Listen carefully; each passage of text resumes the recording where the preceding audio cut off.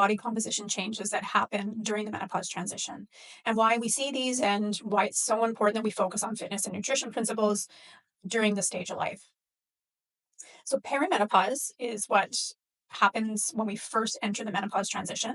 Postmenopause is everything after that one day in time that we consider menopause, which is 1 year after we've stopped getting our period or since our last period. So we always see a significant hormonal shift when we enter into perimenopause.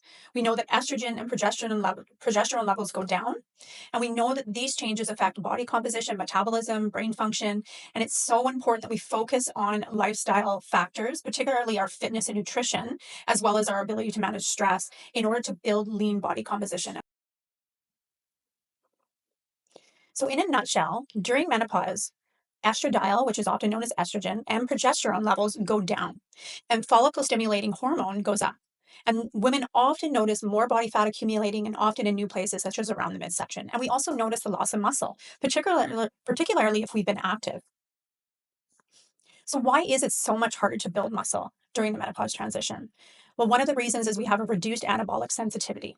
As estrogen levels drop off, our sensitivity to muscle building stimuli goes down. And what this means is our workouts do not work like they used to. What we used to do is no longer working for us.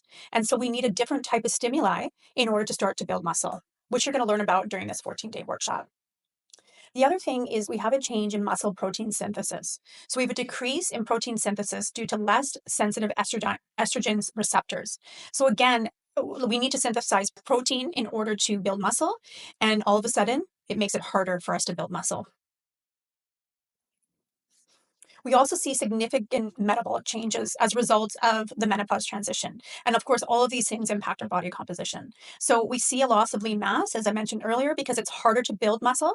And when we don't have as much muscle and we gain more fat, this decreases our metabolism. So we need fewer calories to get through the day, and we end up in sort of a vicious cycle. We also have a reduced insulin sensitivity, and this significantly can impact our weight and our metabolism. Our nutritional needs shift. And so, what this means is we actually have a reduced reliance on carbohydrates, and we have an increased use of amino acids, or in other words, we need more protein. And unfortunately, with the shift in hormones, we also see an increase in appetite.